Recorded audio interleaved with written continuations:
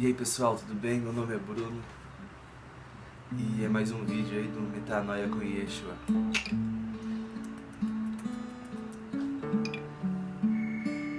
Eita, o telefone toca toda hora.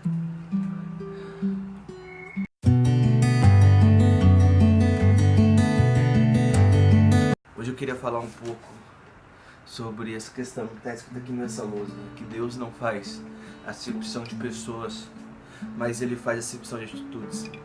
E o que isso quer dizer? Que quando é falado na Bíblia, quando a Bíblia diz sobre isso, a Bíblia sempre trata muito claramente de que Deus ele aceita todos, entendeu? Muitos são chamados, mas poucos são escolhidos. O que são os escolhidos? Os escolhidos são aqueles que escolhem viver a plenitude daquilo que Deus tem. Eu vou ler um versículo para vocês que está em Atos 10, 34 e 35. Eu acho que vai esclarecer muito para nós essa diferença. Diante disso, Pedro começou a compartilhar. Agora sim, percebo verdadeiramente. Diante disso, Pedro começou a compartilhar. Agora sim, percebo verdadeiramente que Deus não trata as pessoas com qualquer tipo de parcialidade. Antes, porém, de todas as nacionalidades, recebe todo aquele que o teme e pratica a justiça. Essa linguagem é a linguagem a BKJ, a Bíblia King James. Ela é um pouco diferente da tradicional, da Almeida. Mas isso trata exatamente sobre isso. Porque Deus, ele trata as pessoas com parcialidade. Mas isso de acordo com a sua nacionalidade. Ou seja, Deus, ele ama o judeu e ele ama o gentil. Ou seja, ele ama o brasileiro. Deus, ele ama também o africano. Ele ama todos de forma plena e de forma completa. Ao ponto de entregar o seu filho por todos. Ele entregou por todos. Mas ele faz exceção de atitudes, ou seja, ele nos pede que nós o tememos. Esse temor, no seu original, ele trata de realmente você ter um receio de fazer algo que vai entristecer. O que isso quer dizer?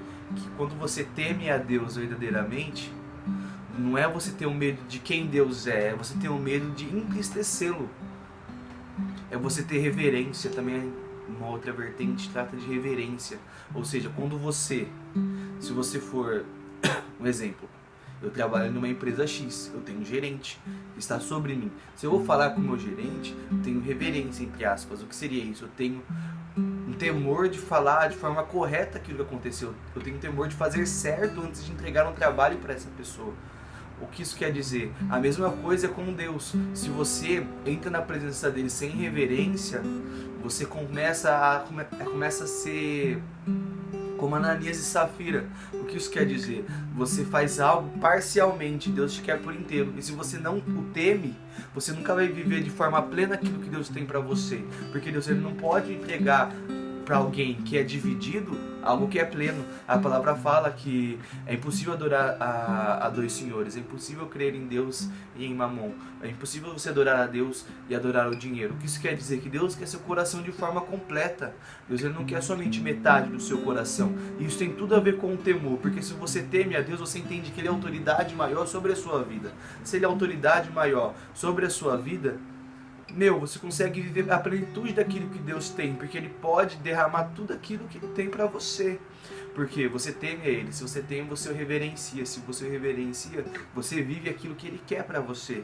E não é somente o temer, não é somente você se recear de fazer algo, ou você ficar temeroso de fazer algo, porque vai entristecê-lo. É você viver também através da justiça, as práticas de justiça. O que são as práticas de justiça? Você atos que o fazem aceitáveis a Deus, certo? O que isso quer dizer?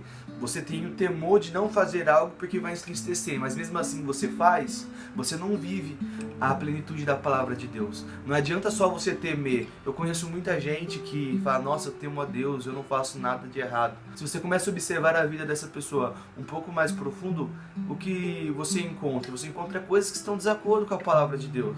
Ou seja, mas essa pessoa, ela teme a Deus, ela não quer fazer algo que é errado.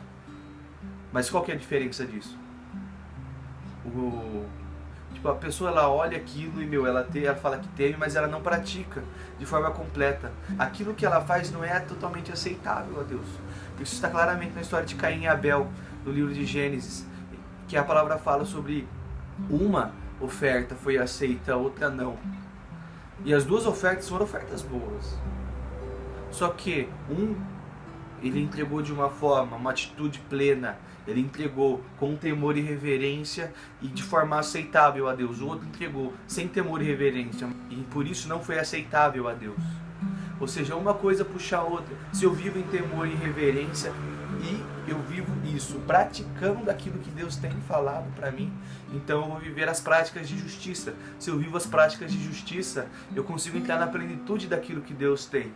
No livro de Hebreus 11:1 fala que a fé é o firme firmamento das coisas que se esperam e a prova das coisas que não se veem. O que isso quer dizer? Que se você vive em temor e reverência, você consegue provar pela fé daquilo que Deus tem para você. Isso é de forma completa, não pedaços disso, saca? E... deixa eu coçar.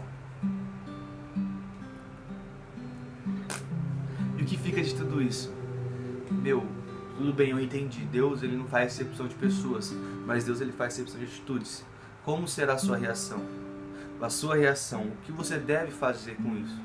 E a melhor coisa que você deve fazer, o que de acordo com a Bíblia e que nos ensina é entender o tempo de espera e viver intensamente o hoje, no temor e nas práticas de justiça.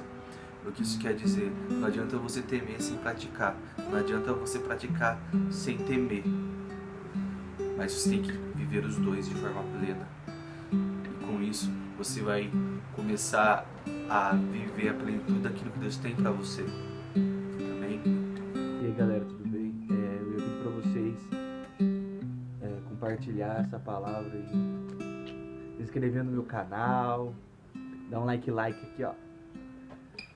Metanoia com Yeshua. Tamo junto, Deus abençoe vocês.